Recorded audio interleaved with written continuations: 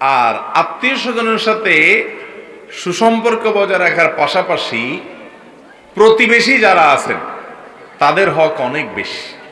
সেটা নিয়ে অনেক দীর্ঘ আলোচনা এখন করার সুযোগ নেই, শুধু এটুকু বলি, প্রতিবেশীর সাথে সুসম্পর্ক বজায় রাখা যে ভালো কাজ বা সওয়াবের কাজ, এটাও আমরা বেশিরভাগ লোক জানি না। আমরা উল্টাটা জানি। আমরা কি জানি?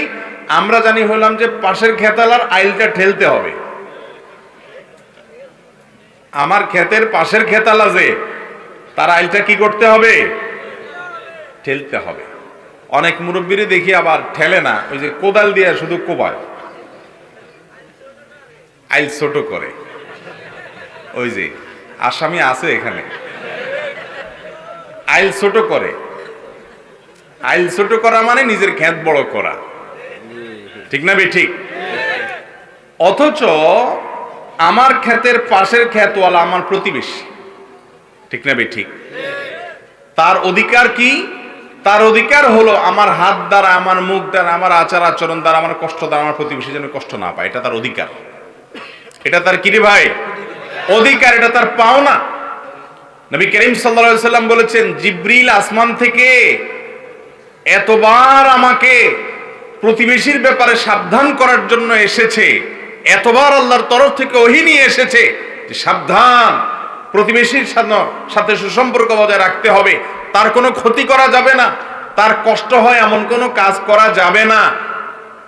এই ব্যাপারে জিবরিল আমাকে এত বেশি সাবধান করেছে, এতবার নক করেছে, আমার আশঙ্কা হয় কখন না জানি জিবরিল এসে বলে যে তোমার মৃত্যুর পর তোমার সম্পদে তোমার ওয়ারিস, তোমার সন্তান সন্ততির যেরকম অধিকার আছে, প্রতিবেশীর একটা অংশ আছে। না জানি এটা আয়েশা কখন বলে, আমি সেই চিন্তা করতেছিলাম।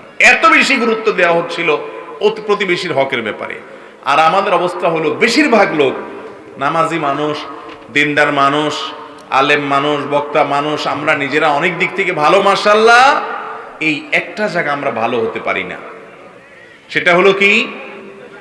প্রতিবেশীর সাথে সম্পর্ক আমাদের খুব একটা ভালো থাকে না। হয় তার মোরগ আমার এলাকাতে আসছে, গ্রামের মানুষ, তাহলে এটা নিয়ে একটা মিনি যুদ্ধ হয়ে যায়, ঠিক না ঠিক?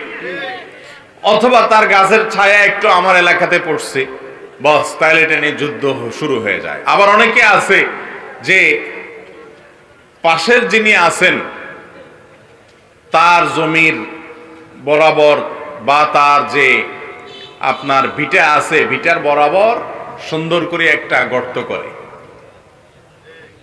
যাতে করে ওই দিক থেকে বৃষ্টি ধুইয়া সব মাটিগুলা এসে এই গর্তটা ফিল আপ হয়ে যায়। এই কুকামটা আমরা অনেকে করি, কি করি না? ঘরে ঘরে, টোলে টোলে, জনে জনে। চেয়ারম্যান সাহেব ভালো বলতে পারেন, এই সমস্ত মামলা কত দেখা লাগে, ঠিক না ঠিক? আচ্ছা ভাই, এই কাজটা কি সওয়াবের কাজ না গুনার কাজ? অথচ আমরা অনেকে মুখে দাঁড়িয়ে আছে, মাথায় টুপি আছে, গায়ে জুব্বা আছে, অন্য অনেক দিক থেকে আমরা ভালো, মাশাআল্লাহ, যেটা ভালো আছে ভালো, কিন্তু তলে তলে এই কাজটা করতেছি। আপনি সারা দুনিয়ার মানুষের সাথে সম্পর্ক ভালো, দাওয়াত দিয়ে ইমাম সাহেবরে খাওয়ান, খতিব সাহেবরে খাওয়ান, বাজারের ইমাম সাহেবরে খাওয়ান, বড় মসজিদের খতিব সাহেবরে খাওয়ান, অথচ আপনার প্রতিবেশীকে একদিন আপনি দাওয়াত দিয়ে খাওয়ান নাই, আপনি ভালো মুসলমান হইতে পারেন নাই। আমি কি বুঝাতে পারছি? নবী করিম সাল্লাল্লাহু আলাইহি সাল্লাম বলেছেন, তুমি গোশত রান্না করলে ঝোল বাড়াই দিও, ঝোল বাড়াই দিও, কারণ তোমার আশেপাশে প্রতিবেশী যারা আছেন তাদের বাড়িতে বাটিতে করে, প্লেটে করে, কোনো কিছুতে করে একটু তরকারি দেওয়াটা তোমার কর্তব্য। যদি তরকারি বেশি দিতে না পারো, অন্তত ঝোল বাড়াই দিও, তারপরেও দিও। আমরা ছোটবেলায় দেখেছি, এই বৃহত্তর নোয়াখালী এলাকার একটা সৌন্দর্য, গোটা বাংলাদেশেই ছিল এটা, কিন্তু এই এলাকাতে এই প্রচলনটা বেশি ছিল। সেটা হলো যে আমাদের মা চাচিরা ভালো কিছু রান্না করলে, ভালো কোনো নাস্তা আনলে, বাজার থেকে একটা তরমুজ আনলে, ভালো কিছু কিনে আনলে, একটু অল্প স্বল্প হইলেও আশপাশের ঘরগুলোতে পাঠাইতো। আপনারা দেখেন না এগুলা? এখন আছে সব? নাই। আহা, হয়তো আছে কোথাও অল্প স্বল্প, বেশিরভাগ ক্ষেত্রেই নাই।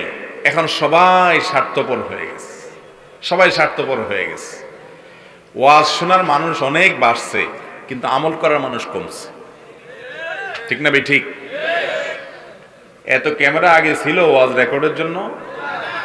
এই বেচারারা এত কষ্ট করে রেকর্ড করতেছে কেন? আপনারা অনেক বেশি শুনবেন, ওনারা ডলার কামাইবেন, সবাই লাভ হবে। কিন্তু ওয়াজ শুনতেছেন, ডলারও কামাইতেছেন, হুজুরও হাদিয়া মোটা করে পকেট ভরে নিয়ে যাচ্ছেন, কিন্তু আমাদের আমল আসছে না ভাই। আমরা আজকে মাহফিল থেকে যদি প্রতিজ্ঞা করে যাই, এই একটা ভালো কাজের কথা আজকে আমরা শুনলাম, এটা যে ভালো কাজ আমরা জানতাম না অনেকে, অথবা এটাকে এইভাবে দেখি নাই, আজকে আমরা জেনে গেলাম একটা ইবাদত, একটা সওয়াবের কাজ, একটা নেকামল। আপনি কোরআন পড়লে যেরকম সওয়াব পাবেন, আপনি দান করলে যেরকম সওয়াব পাবেন, ঠিক তেমনি ভাবে আপনার প্রতিবেশী, আপনার পাশের ঘর, আপনার পাশের জমিওয়ালা, আপনার আশেপাশে যারা আছেন, আপনার পাশের দোকানদার, পারতপক্ষে ভালো করতে পারেন আর না পারেন, আপনার হাত মুখ দ্বারা যেন কোনো কষ্ট কোনো ক্ষতি তার না হয়, চেষ্টা করা যাবে না ইনশাআল্লাহ? এতদিন যেটা করেছেন সেটাকে রিকভার করার চেষ্টা করেন, যে আমার প্রতিবেশী, তার সাথে আমি কখনো রূঢ় আচরণ করে ফেলেছি, কখনো রাগ করে ফেলেছি, কখনো ঝগড়া করে ফেলেছি, এখন আমি ভালোর জন্য তার কাছে মিশবো, চেষ্টা করা যাবে না ইনশাআল্লাহ? আল্লাহ তাআলা আমাদেরকে আমলের তৌফিক দান করুন।